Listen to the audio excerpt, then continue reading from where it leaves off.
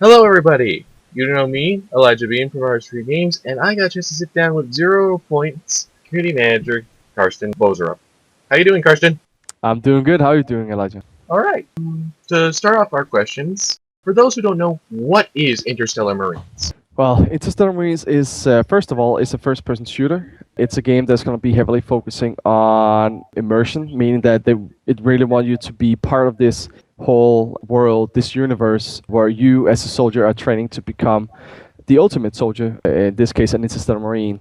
So imagine the best special forces soldiers from all over the world are put in one place, and they're trained to encounter whatever threat there might be within a short time. And especially for Interstellar Marines, it's going to be something that's happening in space or on other planets, habitable planets. With land sharks. With land sharks. Actually, the land sharks are created by the humans as part of training, but also as a genetically engineered weapon. Yeah, actually, a lot of people get that wrong, so it's a good opportunity for me to actually tell all about that. But I guess you can ask about that afterwards. But Interstellar Marines is also a game that has RPG elements into it. It's going to be heavily story driven. So our game is going to be a lot more tactical rather than arcade, as you see in games like Call of Duty, and even compared to Battlefield 3 or 4 for that case. Our game is going to be a lot more tactical. Maybe a bit like Arma, tactical in that sense. But again, hopefully with the perfect mix of gameplay and realism. Plus, you got all those in-depth elements like the whole being able to lift your helmet and the HUD actually lifted and all crazy stuff like that. Yes, everything we do, there's a meaning with all that. Especially the helmet is that your whole suit is capable of taking damage, and at some point your helmet might be damaged or disabled, and you might not be able to breathe. You might not be able to look out your visor, and you have to raise it so you can actually see something and breathe. But that also opens up to being exposed to hostile environments like gas. It could be low oxygen or other things that suffocates you, or in general just makes life a bit harder for you. Yeah. Yeah. So there's a meaning with everything we do, because we did have a lot of people saying, "Wow, you can raise your visor," and well, it doesn't do anything. Of course, it's going to do something, obviously. Yeah. As community manager of Interstellar Marines, how's the situation been with fans and backers of the game? It's been amazing. It's been, I would say, a joyride. Of course, it's been a lot of hard work, but the fans we have and the community members we have are amazing. The majority of them really understand the pre-alpha state that we're in, and they also came to understand and accept our history, because we actually do have a history going way back a lot of years, but we also had to change game engine, which basically meant that we had to start all over. And we still get a lot of messages, a lot of people complaining, that saying, "Hey, this game has been developing for 10 years, and why is it not finished yet?" And well, there was a financial crisis, and there was a changing of engine, there were a bankruptcy, and there was a lot of things happening, but we came back and got on early access, and we increased to the team that we are today, which is about 13 people, plus just the newly arrived 4 intern from Swedish Game Assembly, which is a university for game developers, which is amazing. So a lot of understanding fans with the amount of patience that we ask for, and of course with people who are not as patient, but that's all right. We understand why, and just try to ease them, or what you say, however you say it. I just think of Gabe Newell. These things, they take time. Exactly. But we understand, we respect that people still think it's too long, but we just do our best. What's it like reaching a new audience with your indie multiplayer game, though? Because you're saying you've been spending a fair amount of time working on this game. You've gone through all these different trials and tribulations, and all the while you're trying to reach out to an audience that, of recent, there haven't been a lot of games their way. I mean, literally, the most recent instance of a game that was Space Marines was Aliens Colonial Marines. Yes. Doesn't need anything more said about that. We all know how that went. Yeah. It got better. I was one of the people who were very disappointed, but after some of the updates, especially on the AI, which I actually grew to understand how big a task that is, and you pretty much always get beaten for AI not being good enough. But yeah, we see people saying that Interstellar Marines could be the game that Colonial Marines never became, and of course we're proud of that, because we are all Alien fans at the office. That's where a lot of the inspiration comes from. And it is a definitely the audience. It's a good mixture of hardcore players that we consider ourselves being hardcore in the sense that it's okay. There's a lot more meaning to the game. That there are more things to do, and again, you have to think tactical, but also be drawn into this universe that you're playing in a bit more than what you do in a lot of games. I think that audience, it's a niche audience, no doubt about it, but we are going to have features that hopefully can appeal to more than our hardcore base that we want to aim for. But if it's only the hardcore players going to end up playing the game, we'll be fine about that because we know there's plenty of them, and some of them just, yeah, we just got to reach them because they might be a bit more old school.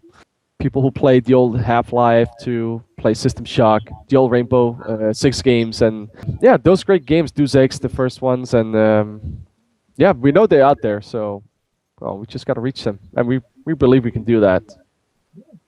And from my experience with the early access thus far, you've got a strong community thus far. They were fairly Definitely. constructive when I was playing around with them.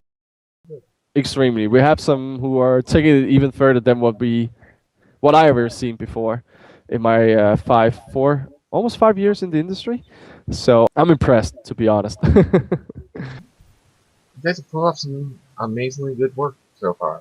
Thank you very much. And speaking of which, how has it been actually keeping the community active, keeping everything going, having them be excited? Because you mentioned you recently released an image on Facebook today, and you've been putting out updates every so often, but one of the main problems with some early access games has been they release, their core fan base gets into it, but then they just go away. You guys have managed to retain that thus far, despite years of development.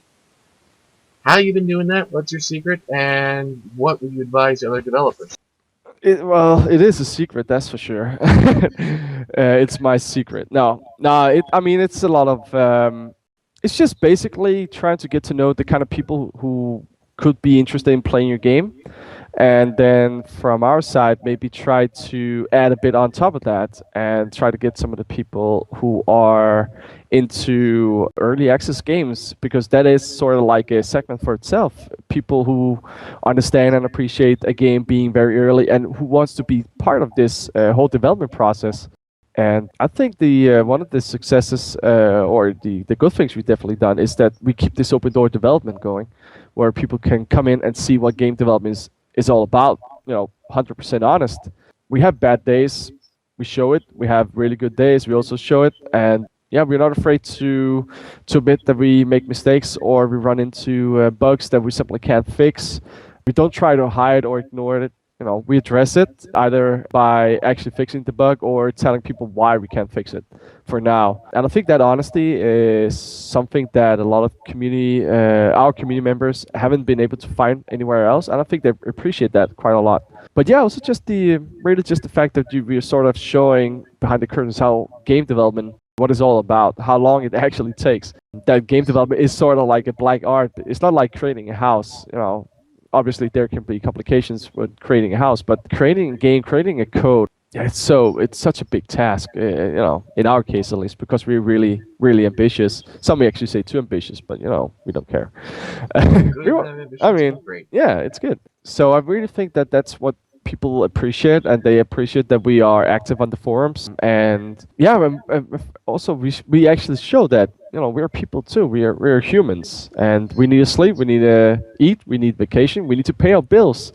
Somebody have to bring their kids to school and have to pick them up and spend 2 hours in a train back and forth. And I mean, I think that's something that a lot of companies in the gaming industry doesn't do a really good job at trying to tell. So I see way too many complain about the devs, and I think actually that could be helped by showing the human side of a company instead of being so super corporate, because that's so important. I never got that. I understand the investors and all that, but you can still show you're human. And I think I hope that's something that hopefully we can inspire other indie companies to do, because it does pay off in the end. We might not be making millions in the beginning, but hopefully we will down the road, because that means we can bring more people on, make the game even more awesome. But also just so we can get people working full time on this game. so they don't have to do part-time jobs, or do it for free, because you can't ask the same for a guy doing it for free than a guy actually getting paid for it. And then of course we have a, very dedicated team, and extremely dedicated game director Kim, the brain behind the game. He's just he's the inspiration for the whole team. He's the guy who makes us want to take it a step further, and so it's not just a 9 to 5 job. It's something that we live and breathe, basically. Yeah, it's your passion. It's your It heart. is. It is. It is. And I think that's something that the community is finding refreshing. A lot of other indie companies out there are the same, are doing great. So yeah. Outside of being a community manager, do you wear any other hats on the dev team? Have you ever had to do anything else? Usually, when you're on an indie team, you expect to be testing stuff. But has there been anything else? And if you have tested, how's that been?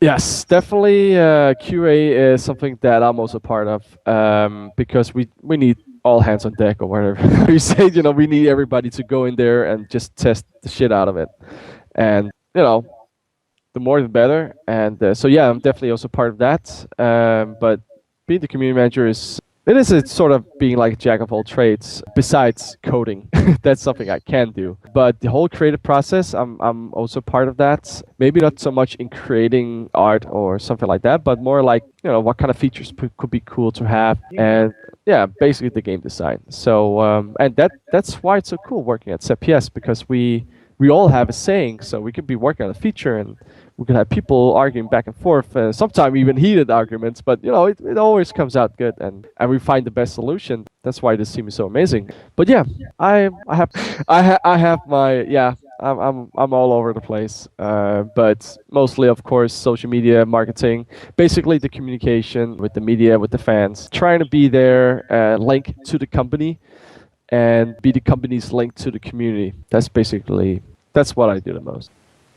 Would you say more developers would benefit from having a community manager? Because in some cases, it's just like it's one guy and he has to reply to all the emails in addition to doing all the coding, art, and all that. Mm. I know that there were a few games. In fact, one of the first games I interviewed, Pixel Piracy, specifically had a one-man development studio and a community manager thing. Do you think that could work? Do you think more devs should consider that as an option?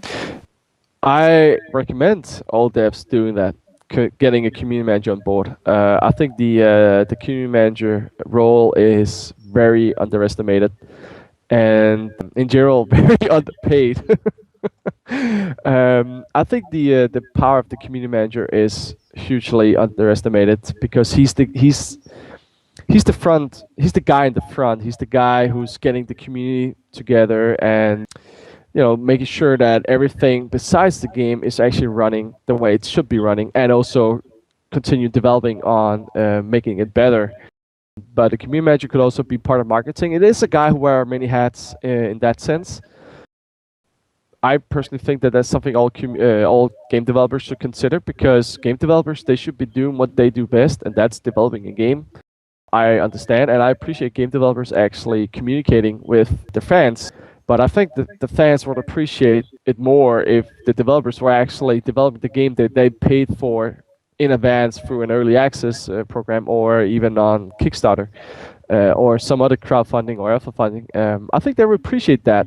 So I definitely recommend that they get a community manager, somebody who are able to tap into the community, be part of the community more than actually part of the company, in my opinion. So it could be finding one in the community, somebody that people respect and look up to, or it could be somebody who maybe come to them and say, I love this game, I would like to work for you, and this is what I can do. And I'm not asking for millions, because obviously you don't have that. But I want to be paid what's fair, and I think it can make you a great community, and I think developers should take that on board. And yeah, don't try to do everything yourself.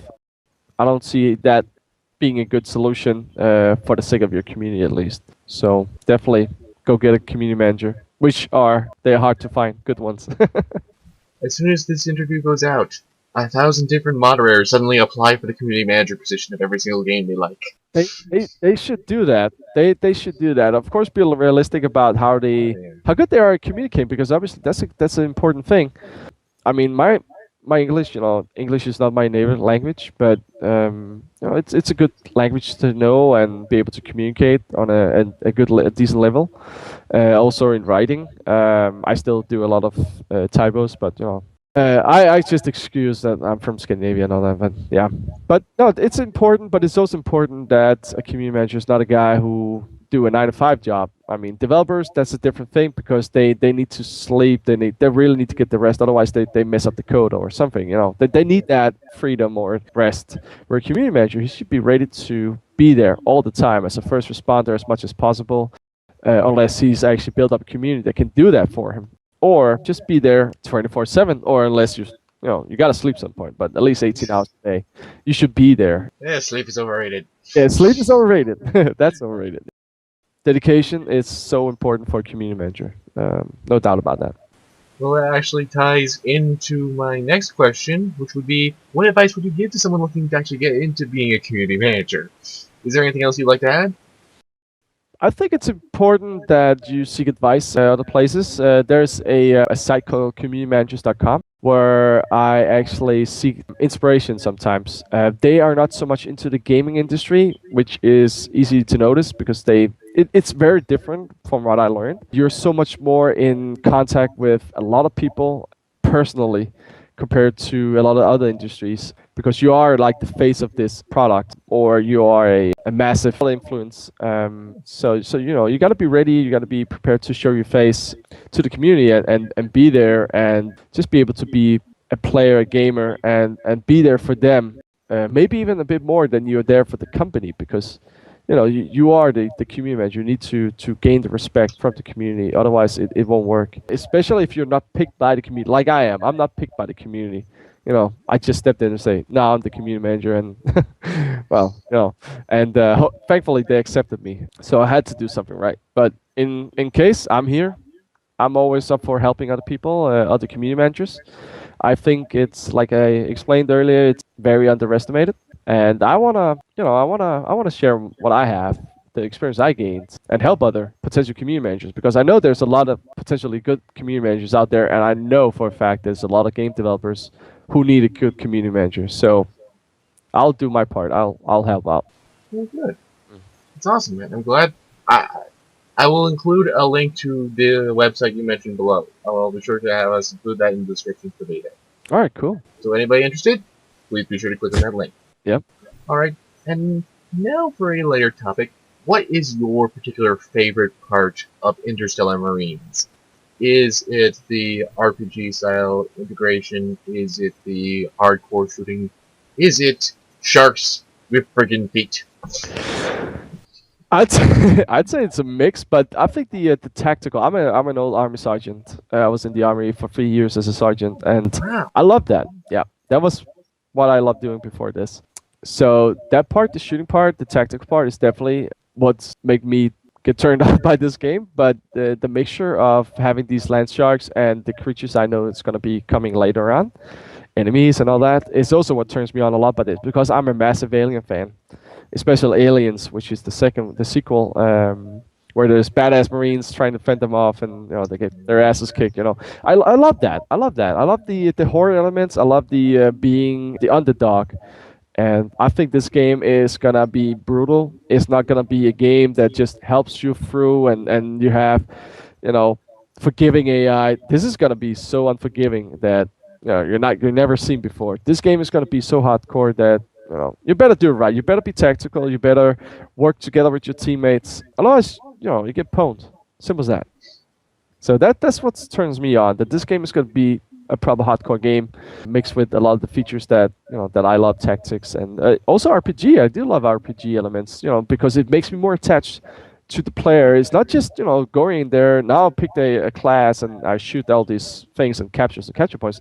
This is going to be a soldier that I'm going to build up from the ground, and I'm going to be part of this story, and I can influence that story, and build the soldier I want to be.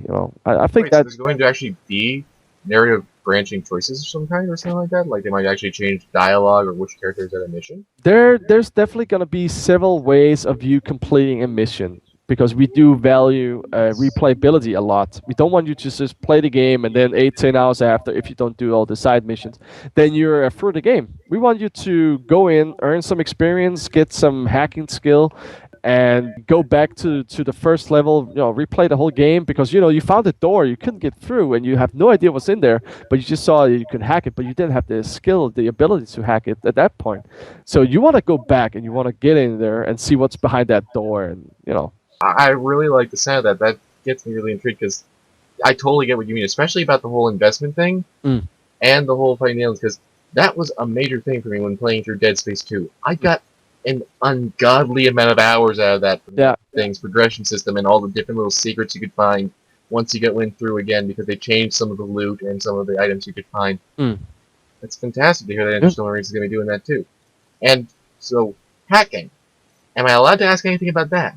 Hacking, as in the game feature, not actually hacking the game, or Yeah, as in the game feature. No, I'm not asking, can I get wall hack? yeah. No. Okay, hack the game like this and that. No. No, yeah. Okay, so hacking is just going to be one of the abilities that you can unlock. On top of those things, you can. What we really we don't want to have a class system. We want you to build a soldier in that direction you want to be. So again, you can be a guy who are the jack of all trades. Or you can be the sniper, you can be the medic, you can be the utility guy, you can be the assault guy, the recon. I mean, this is all up to you, how you want to progress, which kind of route you want to take with your soldier. And hacking is just one of the abilities that you're going to have. Create maybe a complete team, with three of your buddies, and somebody is going to be focusing on medic, there's a medic, somebody is going to be the sniper, and one guy is going to be, the hacker, because it's not just going to be hacking a computer, it's going to be hacking into to open the door. It's also going to be hacking into systems that gives you control of something. So you could grab, like you say, you could actually hack and access turrets or a remote-controlled robot. You could have the giant working walker like from Aliens, and you could actually be remote controlling that. Yes, those are the things that we're definitely aiming for. That you have, it's not just going to be hacking computer, opening a door. Obviously, there's going to be more than that, because that's what we want. We're extremely nerdy about this. That sounds fantastic. We've got a little bit more time and hard drive space. Thank you, Elgato, for not consuming. Oh, that's good. I usually like to, at the end of my interviews, I like to let my interviewee ask me or my audience one question. Anything. Okay. You can take your time and think. It's fine. All right. I'm not sure if I should ask about how long it took for you to get that beard, or which movie or franchise is your favorite. I think I'm gonna go for the franchise. So, would you say which of these franchises do you love the most, Aliens or Star Wars? Ooh, this is a hard one because you might actually get two chances to answer this right. It's not right for what you think, but it's I want to see how. Well, I have a complicated relationship with the latter choice. When I was a kid, Star Wars was my world. As in, I think I watched A New Hope every week when I was like 8 years old. Recently, about the time I hit 15 and Dave Filoni's Star Wars, The Clone Wars started rolling out, it was about at that point that I kind of got off the bandwagon, and I'm curious about Star Wars Rebels, and I'd love to play Battlefront and a New Republic Commando or Jedi Knight or TIE Fighter, but other than that, I'm not a huge fan anymore, which is, I used to think about it daily, so that's the big shift for me. Alien?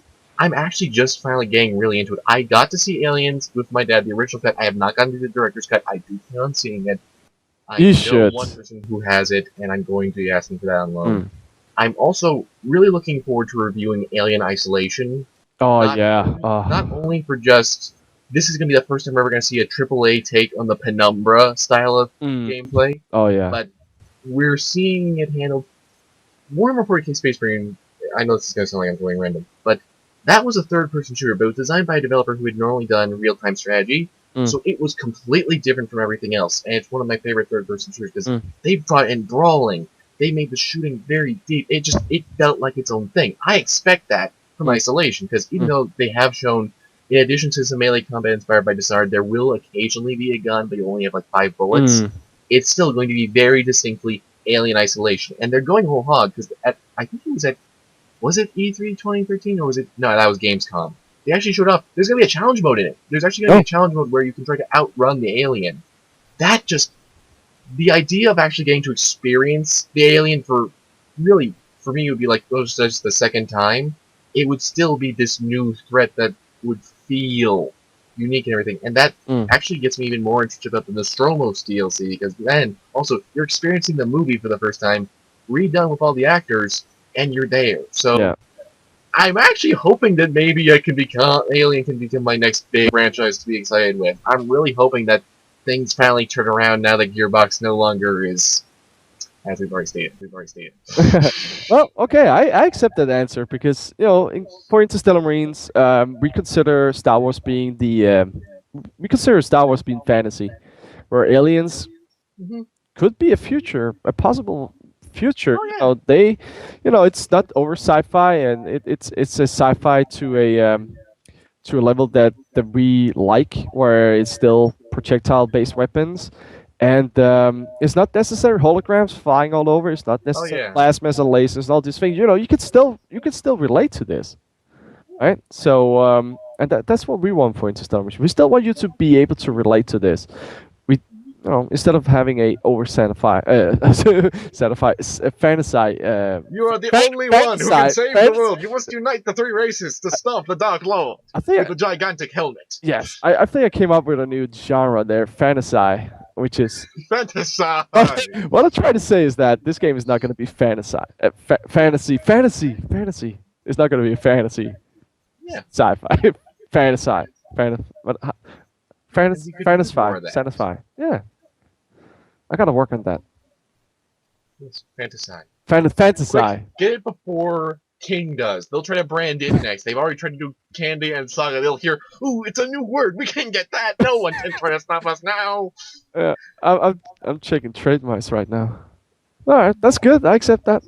Yeah, it was good talking to you. And best wishes to you guys. And I look forward to providing a full preview of your game, now with the full July update, and the first bot map, which will be up on Artistry Game. Sounds great. You have a good day, Carson. And you too. Thanks.